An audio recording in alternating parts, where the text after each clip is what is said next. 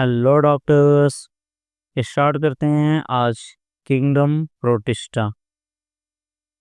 All single celled eukaryotes are placed under Protista. कह रहा है कि जितने भी सिंगल सेल्ड यूकैरियोट्स होते हैं सभी को कहाँ पे रखा जाता है?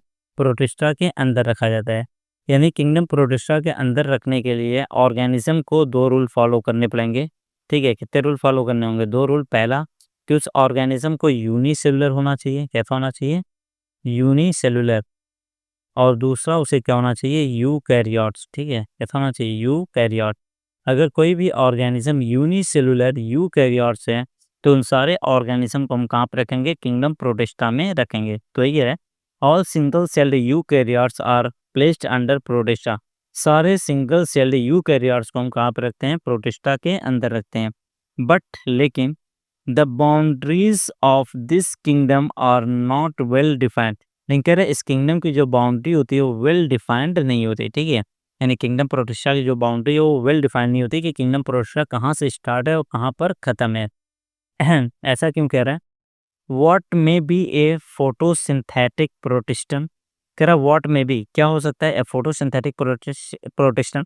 कह रहा एक फोटोसिंथेटिक यानी फोटोसिंथेसिस करने वाला प्रोटिस्टा है तो क्या हो सकता है? टू वन बायोलॉजिस्ट, एक बायोलॉजिस्ट के लिए, मे बी प्लांट, एक बायोलॉजिस्ट के लिए वो प्लांट हो सकता है, टू अनदर और दूसरे के लिए कुछ और हो सकता है। ठीक है, मान लो मुझे यहाँ पर कोई एक ऑर्गेनिज्म मिला जो यूनिसेलुलर है और यूकैरियोट है, लेकिन ये फोटोसिंथेसिस कर रहा है। ठीक है, तो हो सकता है कि मैं कहूँ कि यार फोटोसिंथेसिस कर रहा है इसका मतलब प्लांट है, और तुम कहोगे नहीं यार ये यूनिसेलुलर है और यूकैरियोट है, ये इसलिए ये क्या है? तुम्हारा प्रोटिस्टा है। ठीक है, तो इसलिए कह रहे हैं इसकी बाउंड्री वेल डिफाइंड नहीं होती, क्योंकि ये क्या होता है?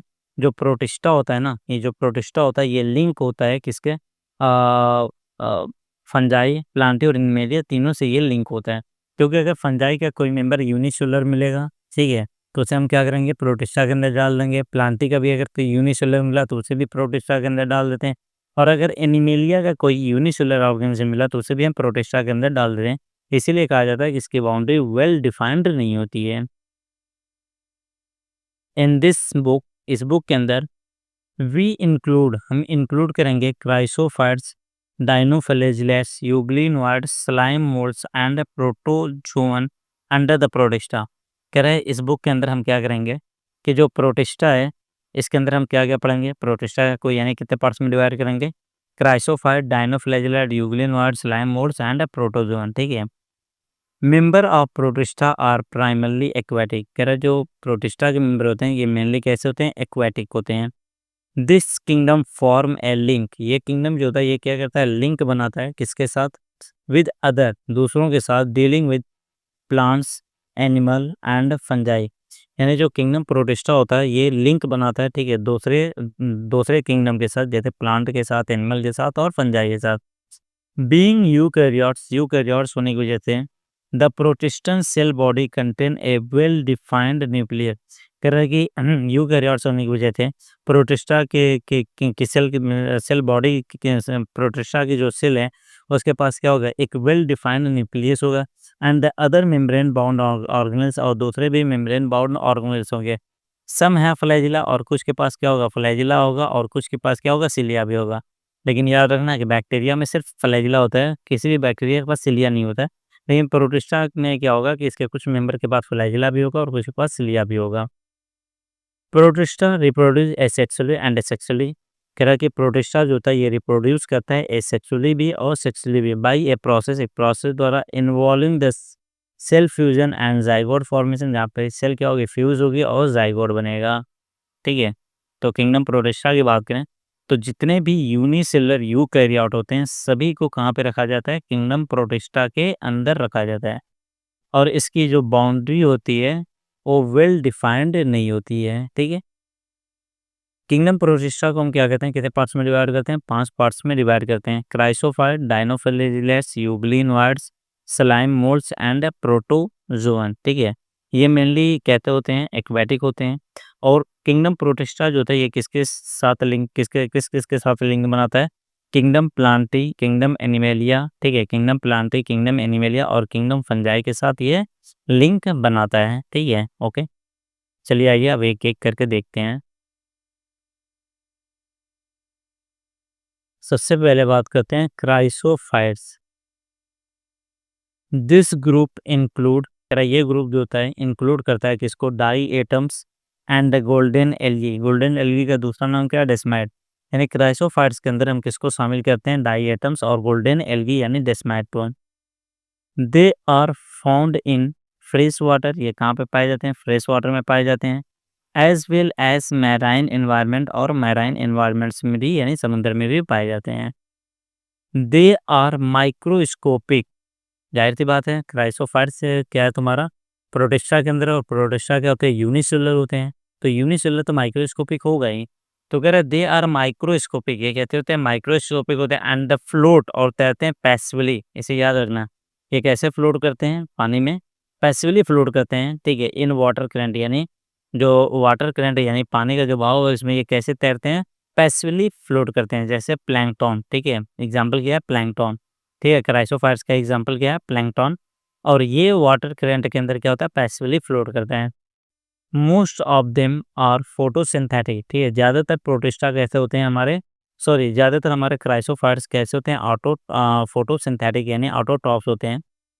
इन डाइएटम में the cell wall form two thin overlapping, ठीक है, कह रहा कि डाइएटम में जो सेल वॉल होती है ये क्या कहती है, बनाती है टू थिन ओवरलैपिंग सेल, दो पतली ओवरलैपिंग सेल बनाती है, विच फिट टुगेदर, जो एक दूसरे के साथ फिट होती हैं, as in a soap box, जैसे साबुनदानी यानी सूप बॉक्स जैसे आपस में फिट होता है, ठीक है, जैसे ये साबुनदानी आपस में फिट होती है वैसे ही क्या होते हैं, ये फिक्स होते हैं। डाई एटम में कितनी, दो पतली सेल होती हैं, और ये दोनों पतली सेल क्या होती हैं, वैसे ही फिक्स होती हैं जैसे साबुनदानी फिक्स होती है आपस में। The wall are embedded with silica, क्या वॉल के ऊपर क्या होता है, सिलिका, ठीक है, वॉल के ऊपर क्या होता है, ऐसे रेत रेत की तरह का स्ट्रक्चर लगा होता है, ठीक है, बालू बालू लगे होते हैं यानी सिलिका लगी होती है, ठीक है, इस पे क्या लगी होती है, सिलिका लगी होती है। तो कह रहे द वॉल और एम्बेडेड विद सिलिका, वॉल पे क्या लगी होती है, सिलिका लगी होती है। एंड दस द वॉल इनडिस्ट्रक्टिबल, जिसकी वजह से जो वॉल होती है ये कैसी होती है, इनडिस्ट्रक्टिबल होती है यानी अविनाशी होती है। क्या कभी सुने हो कि बालू रखा था, बालू रखे रखे खराब हो गया, कभी नहीं होता है। इसीलिए इनके वॉल पे क्या होता है, सिलिका यानी रेत लगी होती है, जिसकी वजह से इसकी वॉल कैसे होती है, इनडिस्ट्रक्टिबल यानी अविनाशी होती है, कभी खराब नहीं होती है। दस यद्यपि diatoms have left behind अपने पीछे छोड़ देता है large amount of cell wall deposition, अपने पीछे क्या कहता है, बहुत ही ज़्यादा सेल वॉल डिपोजिशन छोड़ देता है इन देयर हैबिटाट्स, अपने हैबिटाट्स में, ठीक है, यानी ये डाई एटम जहाँ पर होगा, ठीक है, मान लो ये पानी है और यहाँ पर क्या है, डाई एटम्स हैं। अब डाई एटम जहाँ पर होगा ये क्या होगा, मरेगा, और यहीं पे क्या होगा, जब मरेगा तो ये नीचे जाके बैठ जाएगा। तो यहीं पर क्या है, वॉल, ठीक है, डाई एटम्स की सेल वॉल क्या हो रही है, ये मर रहे हैं, और यहाँ पे जाके क्या हो रहे हैं, इकट्ठा हो रहे हैं, ठीक है। तो यहाँ पे सेल वॉल क्या हो रहा है, सेल वॉल का डिपोजिशन हो रहा है। तो बिलियंस ऑफ ईयर में, ठीक है, दिस एक्युमुलेशन, ये जो एक्युमुलेशन होता है यानी जो इकट्ठा हो रहा है ओवर बिलियंस ऑफ ईयर, ठीक है, कितने बिलियंस ऑफ ईयर में, रिफर टू एज डाई एटमियस है, यानी यहाँ पर डाई एटम मरेगा और यहीं पे क्या होगा, ये जाके नीचे बैठेगा, ठीक है। तो इसकी जो वॉल है इस पे सिलिका लगी हुई है, जिसकी वजह से ये वॉल कभी ख़राब नहीं होगी। तो ये इसी तरीके से इकट्ठा होते रहेंगे, इनकी वॉल क्या है, यहाँ पर इकट्ठा और बिलियंस ऑफ ईयर में ये इकट्ठा होते होते होते क्या है, यहाँ पर एक पूरा अर्थ बना देंगे, ठीक है। और इस अर्थ को हम क्या कहेंगे, डाई एटम से बनी है, इसलिए इस अर्थ को हम क्या बोलेंगे, डाई एटमियस अर्थ कहेंगे। बीइंग ग्रिटी, ग्रिटी माने रेतीली, ये बताओ यहाँ की मिट्टी कैसी होगी, रेतीली होगी। बीइंग ग्रिटी, रेतीली होने की वजह से दिस सॉइल इज़ यूज़, इस सॉइल का हम इस्तेमाल करते हैं इन पॉलिशिंग, पॉलिश करने में, filtration of oil, syrup, oil और सिरप का फिल्ट्रेशन करने में। डाई एटम्स और the chief producer, diatoms कैसे होते हैं, चीप प्रोड्यूसर होते हैं इन द ओशियन, ठीक है। डाई एटम्स जो होते हैं ये समंदर में क्या होते हैं, क्या करते हैं कि ये डाई एटम फोटोसिंथेसिस करेंगे, तो इन्हें छोटी मछली चाहे खाएगी, छोटी मछली को बड़ी मछली, यानी ये क्या होता है, चीप यानी मुख्य प्रोड्यूसर होते हैं ओशियन के। ओके, आइए अगला देखें।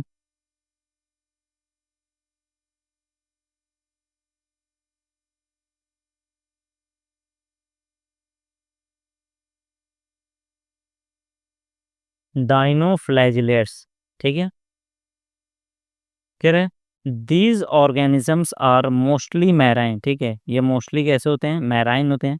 एंड द फोटोसिंथेटिक, और कैसे होते हैं, फोटोसिंथेटिक होते हैं। एंड डायनोफ्लैजिलेट्स जो होते हैं ये कैसे होते हैं, मोस्टली मैराइन एंड मोस्टली समुद्र में पाए जाते हैं, और साथ ही साथ ये मोस्टली फोटोसिंथेटिक भी होते हैं। दे अपीयर्स, ये दिखते हैं, कैसे दिखते हैं, येलो कलर के भी, ठीक है, ग्रीन, ब्राउन, ब्लू और रेड, ठीक है। यानी डायनोफ्लैजिलेट्स हमें किस कलर में दिखाई देते हैं, येलो भी, ये येलो कलर में भी दिखते हैं, ग्रीन में भी दिखते हैं, ब्राउन में दिखते हैं, ब्लू में भी दिखते हैं और रेड में भी दिखते हैं।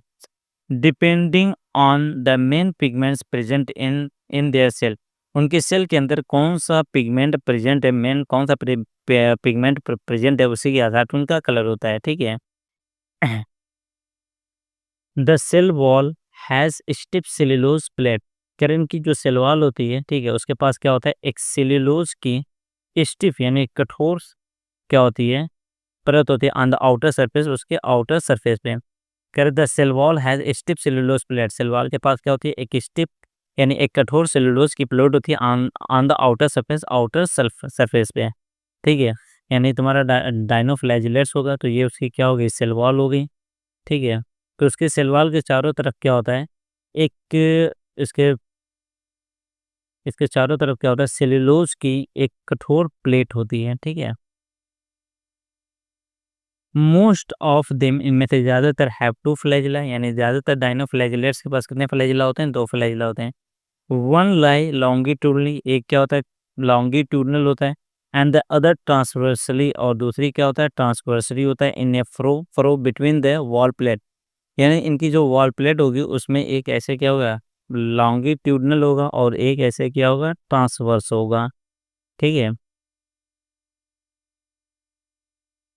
वेरी ऑफन, अक्सरियत, रेड डायनोफ्लैजिलेट्स का एग्जांपल क्या है, गोनीलैक्स, अंडरगो सच रैपिड मल्टीप्लिकेशन, कह रहा है अक्सरियत क्या होता है कि रेड डायनोफ्लैजिलेट्स यानी गोनीलैक्स अंडरगो सच रैपिड मल्टीप्लिकेशन, यानी बहुत तेज़ी के साथ मल्टीप्लाई करता है, यानी बहुत तेज़ी के साथ ये अपने आप को क्या करते हैं, अपने नंबर को बढ़ाते हैं।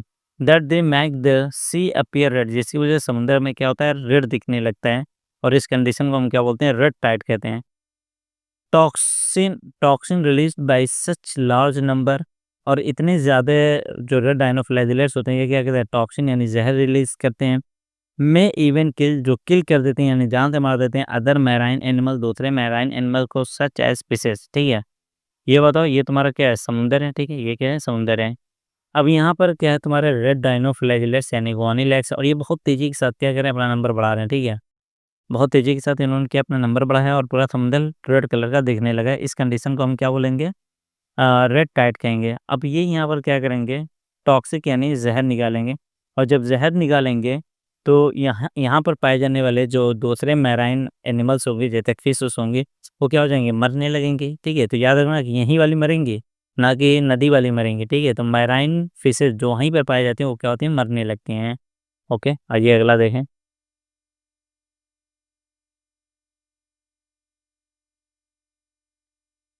Euglenoids, majority of them are fresh water organism, ठीक है। कह रहे ये ज़्यादातर कैसे होते हैं, फ्रेश वाटर ऑर्गेनिज्म होते हैं।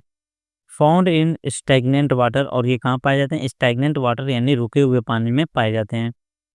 इंस्टीड ऑफ सेल वॉल, कह रहा सेल वॉल के बजाय they have a protein rich layer, इनके पास क्या होती है, प्रोटीन रिच लेयर होती है, कॉल्ड पेलिकल, जिसे हम क्या बोलते हैं, पेलिकल कहते हैं। जो यूग्लिनोइड्स होते हैं, इनके पास सेल वॉल नहीं होती, सेल वॉल की जगह एक प्रोटीन रिच लेयर होती है, जिसे हम क्या बोलते हैं, पेलिकल कहते हैं। विच मेक्स, जो बना देते हैं, देयर बॉडी फ्लेक्सिबल, जो इनकी बॉडी को क्या करते हैं, फ्लेक्सिबल बना देते हैं। यून यानी यूग्लिनोइड्स के पास क्या होता है कि प्रोटीन रिच लेयर होती है, और उस प्रोटीन रिच लेयर को हम क्या वो कहते हैं, पेलिकल कहते हैं, और पेलिकल की वजह से यूग्लिनोइड्स की बॉडी क्या होती है, फ्लेक्सिबल यानी लचीली हो जाती है। They have two flagella, euglenoids के पास भी कितने फ्लैजिला होते हैं, 2 फ्लैजिला होते हैं। वन शॉर्ट, एक फ्लैजिला छोटा होगा, and the one long and a long one, और एक क्या होगा, लंबा होगा। दस यद्यपि they are photosynthetic in the presence of sunlight, ठीक है।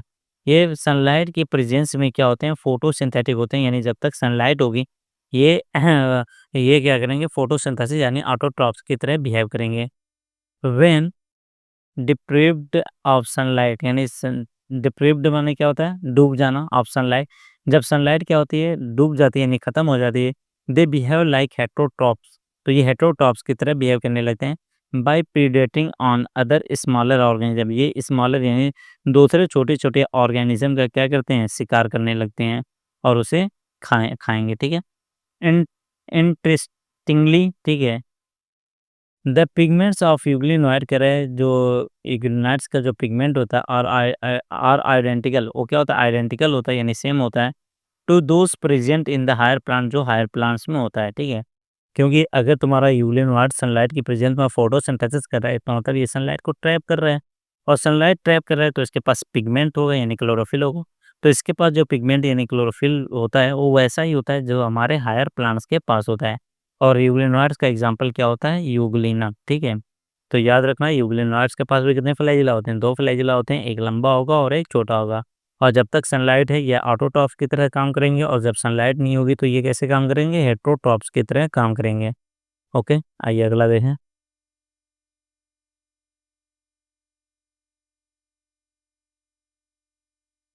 स्लाइम मोल्ड्स, स्लाइम मोल्ड्स और सैप्रोफिटिक प्रोटिस्ट, ठीक है? देखो, एस फॉर स्लाइम और S for saprophytic. Slime mould जो होते हैं एक ऐसे होते हैं, सैप्रोफिटिक होते हैं। द बॉडी मूव्ड अलोंग, कह रहा बॉडी जो होती है ये मूव करती है अलोंग डिकेइंग ट्विग्स, ट्विग्स माने टहनी, ठीक है, एंड लीव्स यानी सड़ी गली टहनी और लीव्स की तरफ इनकी बॉडी मूव करती है। इंगल्फिंग ऑर्गेनिक मटेरियल निकलने के लिए, यानी स्लाइम मोल्ड्स क्या होते हैं, सैप्रोफिटिक होते हैं। सैप्रोफिटिक किसे कहते हैं, जो सड़ी गली चीज़ों से अपना खाना लें। तो स्लाइम मोल्ड्स क्या होता है, सैप्रोफिटिक होते हैं, इसलिए ये किसकी तरफ मूव करेंगे, सड़ी गली टहनी और लीफ की तरफ मूव करेंगे ताकि ऑर्गेनिक मटेरियल, उनके अंदर जो ऑर्गेनिक मटेरियल है उसे निकाल सकें। अंडर सूटेबल कंडीशन, ठीक है, कब की बात कर रहे हैं, सूटेबल कंडीशन, जब सब कुछ ठीक ठाक हो। Under suitable condition they form an aggregation, ये क्या कहते हैं, एक एग्रीगेशन यानी एक झुंड बनाते हैं, कॉल्ड प्लाज्मोडियम, जिसे हम क्या बोलते हैं, प्लाज्मोडियम कहते हैं। विच में ग्रो, जो ग्रो कर सकता है, एंड स्प्रेड, फैल सकता है, ओवर सेवरल फीट यानी कई फीट तक ग्रो कर सकता है और फैल सकता है। ड्यूरिंग अनफेवरेबल कंडीशन, कब की बात कर रहे हैं, अनफेवरेबल कंडीशन, ठीक है, यानी जब दिक्कत स्टार्ट हो जाए। तो during unfavourable condition the Plasmodium, ठीक है, जो प्लाज्मोडियम फेवरेबल कंडीशन में बना था, और प्लाज्मोडियम क्या होगा, अंडर अनफेवरेबल कंडीशन डिफरेंशिएट यानी अलग हो जाएगा, and form the fruiting body, और क्या बना लेगा, फ्रूटिंग बॉडी बना लेगा।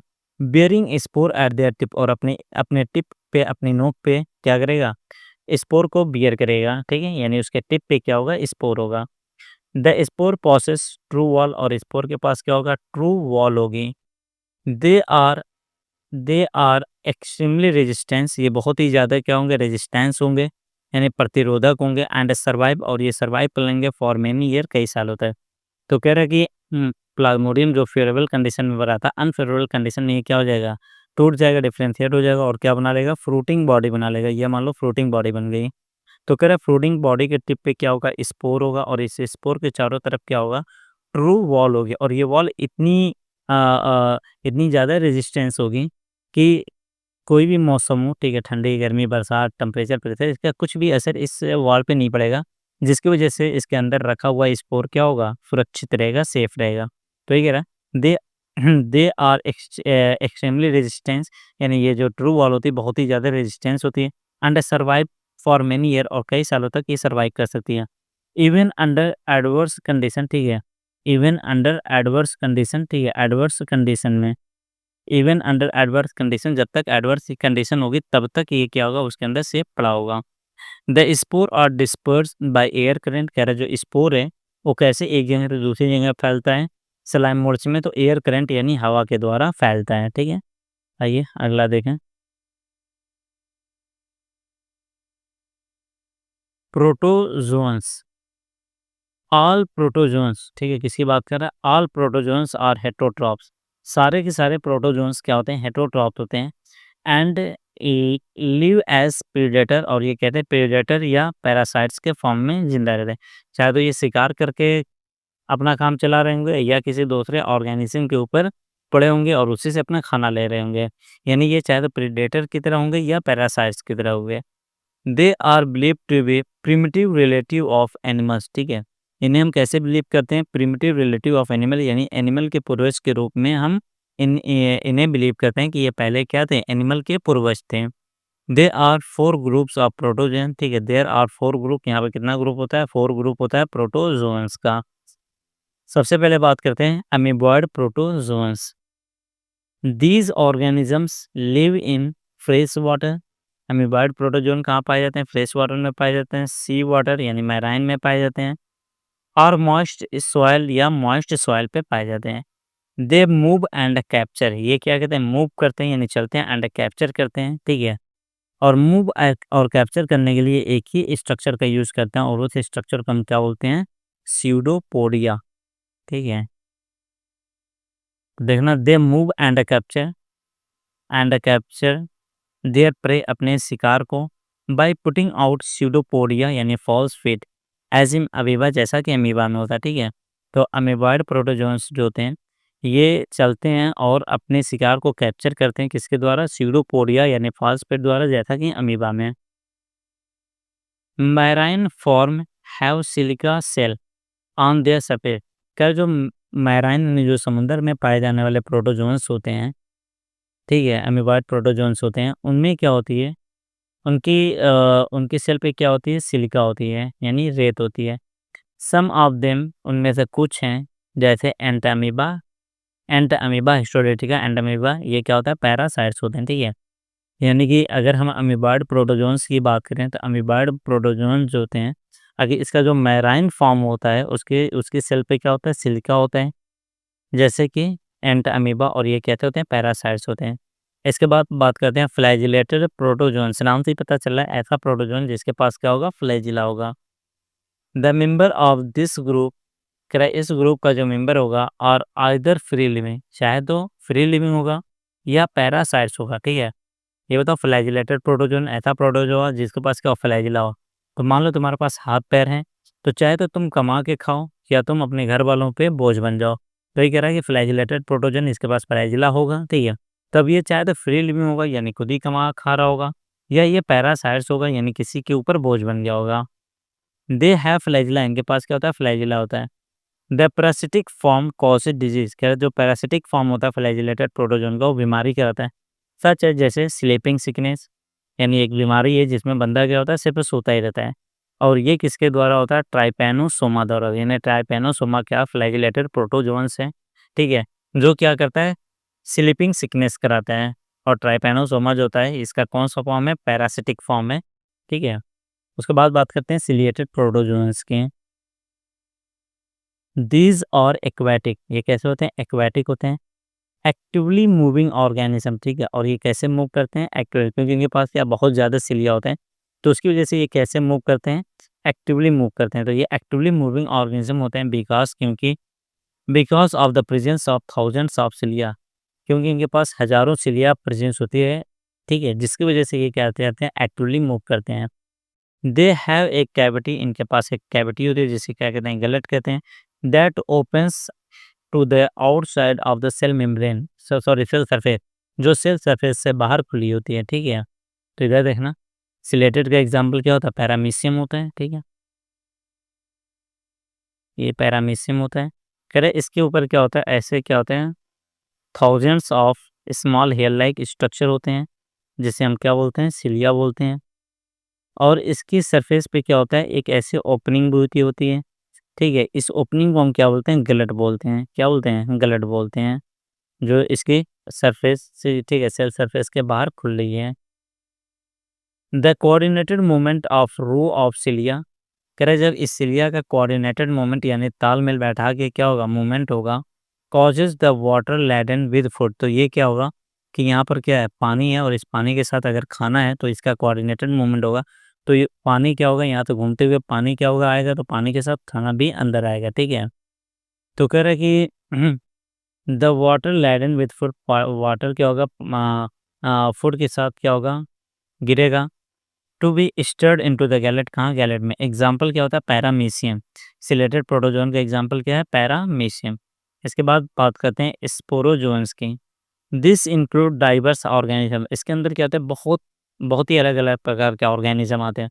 That have infectious spore like stage in their life cycle, यानी कोई भी ऑर्गेनिज्म अपनी पूरी लाइफ साइकिल में अगर इन्फेक्शियस स्पोर लाइक स्टेज बना रहा है तो उसे हम कहाँ पर रखेंगे? स्पोरोजोन्स के अंदर रखेंगे। The most notorious is the Plasmodium, जो सबसे भयंकर वाली है, ठीक है? जो सबसे भयंकर स्पोरोजोन है वो क्या है तुम्हारा? प्लाज्मोडियम है। कौन-सा प्लाज्मोडियम? मलेरिया पैरासाइट, जिससे मलेरिया होती है। व्हिच कॉजेज़ मलेरिया, जो क्या करता है? मलेरिया कराता है। ए डिज़ीज़, ठीक है? व्हिच कॉजेज़ मलेरिया, जो मलेरिया कराता है। A disease which has a staggering effect on human population, जिसका ह्यूमन पॉपुलेशन पे एक भयानक प्रभाव पड़ाता है, ठीक है? तो स्पोरोजोन्स की बात करें तो स्पोरोजोन्स के अंदर कोई भी ऐसे ऑर्गेनिज्म को रख सकते हैं जो अपनी पूरी लाइफ साइकिल में, ठीक है, इन्फेक्शियस स्पोर लाइक स्टेज बनाती हो। तो सबसे भयंकर जो स्पोरोजोन है उसका एग्जाम्पल क्या है? प्लाज्मोडियम, जो मलेरिया कराता है। और मलेरिया से क्या था कि पूरा का पूरा गांव ही क्या होता था? साफ हो जाता था। यानी ह्यूमन पॉपुलेशन पे इसका बहुत ही स्टैगरिंग इफेक्ट पड़ा था। ओके, आई होप इतना समझ में आ गया होगा। तैयार करिए, कल मिलते हैं एक नए लेक्चर के साथ।